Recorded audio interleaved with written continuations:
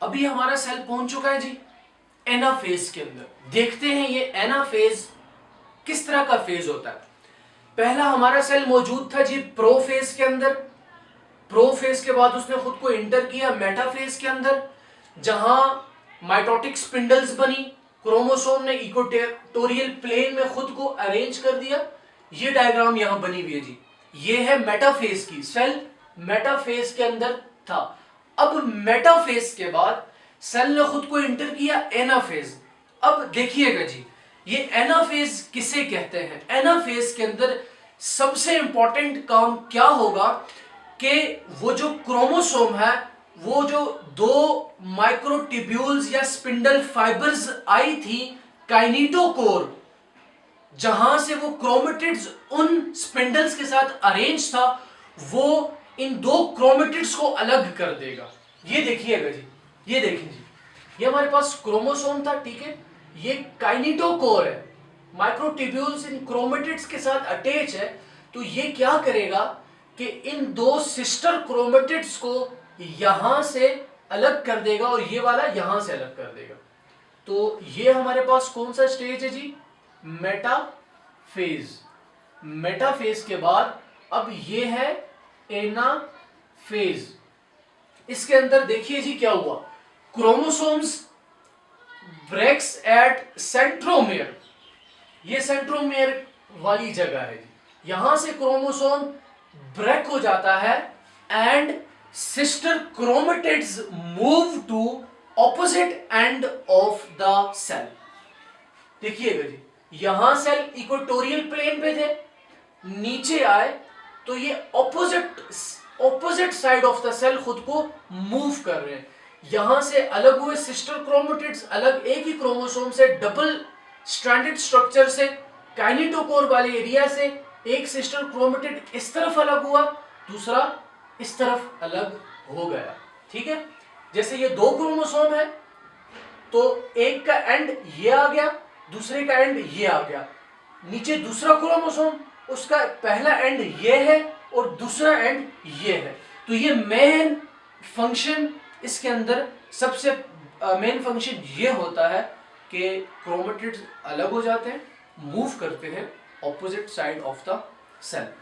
अच्छा जी, इसके बाद centromeres are split and the sister chromatids are pulled towards opposite side of the cell. ये इसका मेन फंक्शन है। तो ये सेल इंटर हुआ था मेटाफेज से एनाफेज के अंदर। अच्छा जी, और anaphase 1% of the cell cycle cover करता है, और बाकी जिस तरह मैंने मेटाफेज के अंदर 4% of cell cycle is made up of metaphase and 1% cell cycle is made up of anaphase. अभी सेल एनाफेज से मूव करेगा टीलोफेज के अंदर। अभी टीलोफेज के अंदर सेल क्या करेगा, देखिए जी, ये सेल आया था एनाफेज। एनाफेज से, एनाफेज के अंदर क्या था जी हमारे पास, ये जो सिस्टर क्रोमेटिड्स हैं, ये opposite side of the cell इन्होंने मूव किया था। इन्होंने opposite side of the cell पे मूव किया था।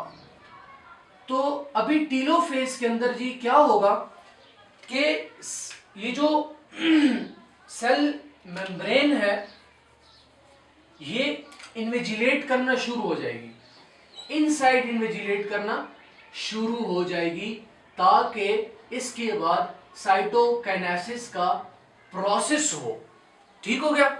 और इसके अलावा टीलोफेज के अंदर जो सबसे इंपॉर्टेंट काम होता है कि इन्हीं सिस्टर क्रोमेटिड्स के अंदर के इर्द गिर्द न्यूक्लियर मेम्ब्रेन बनना शुरू हो जाती है।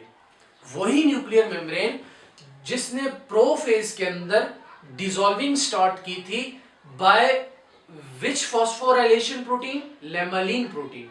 प्रोफेज के अंदर उसने डिसॉल्व करना शुरू हो गया था, फिर मेटाफेज के अंदर बिल्कुल डिसअपीयर हो गया था। लेकिन यहां दोबारा टीलोफेज के अंदर इन सिस्टर क्रोमेटिड्स के इर्द गिर्द न्यूक्लियर मेम्ब्रेन बनेगी, और इसके साथ साथ यही जो दो सिस्टर क्रोमेटिड्स हैं, ये बिल्कुल opposite of the cell move हो चुके होंगे। ये देखिए एक सिंगल क्रोमोसोम ये आ गया, दूसरा ये आ गया। अच्छा, मैंने क्या बताया इसके अंदर, न्यूक्लियर मेम्ब्रेन बनना शुरू हो जाएगी। और इसी तरह इस साइड पे ये एक क्रोमोसोम, ये दूसरा क्रोमोसोम, और न्यूक्लियर मेम्ब्रेन बनना शुरू हो जाएगी। देखिए जी, पॉइंट्स ये लिखे हुए जी। Now the cell will starts dividing even its cytoplasm. ये cytoplasm, division of cytoplasm is called cytokinesis. ठीक हो गया। और दूसरा देखें जी, sister chromatids at opposite side. यही सिस्टर क्रोमेटिड्स ऑपोजिट साइड पे आ चुके हैं। Nuclear envelope forms around each set of sister chromatid, और क्रोमेटिन मटेरियल विल लूज। हाँ, ये सबसे इंपॉर्टेंट पॉइंट। अब यहां पर यही sister chromatids loose chromatin form में खुद को अरेंज कर लेगा। किस तरह? जैसे इसने खुद को प्रोफेज के अंदर किया था। एस फेज से जब लूज क्रोमेटिन फॉर्म आया था, फिर प्रोफेज के अंदर इसने खुद को विजिबल स्ट्रक्चर में अरेंज कर दिया था, वेल डिफाइंड स्ट्रक्चर में खुद को अरेंज कर लिया था। तो ये है जी टीलोफेज। इसके अंदर रिकॉल कर लेते हैं, टीलोफेज के अंदर यही सिस्टर क्रोमेटिड ऑपोजिट साइड पे मूव करते हैं, न्यूक्लियर मेम्ब्रेन बनना शुरू हो जाती है, और साइटोकाइनेसिस थोड़ी बहुत इस फेज में हो जाती है। यहां पर हमारी माइटोसिस कंप्लीट हो चुकी है।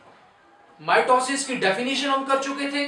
माइटोसिस का पहला प्रोफेज, दूसरा मेटाफेज, तीसरा ये एनाफेज, और चौथा टीलोफेज यहां कंप्लीट हो चुका है। फुल माइटोसिस कंप्लीट हो चुकी है। और माइटोसिस की डेफिनेशन में हमने पढ़ा था कि इट इज सेल डुप्लीकेशन और reproduction in which one cell, ये देखें पीछे वन सेल था, इन विच वन सेल, वो प्रोफेज के अंदर वन सेल था, divides into two genetically identical cells. ये दो जेनेटिकली आइडेंटिकल सेल्स आ गए ना। तो यहां तक हमारी माइटोसिस कंप्लीट हो चुकी है। अभी हम आगे पढ़ेंगे इंशाल्लाह साइटोकाइनेसिस।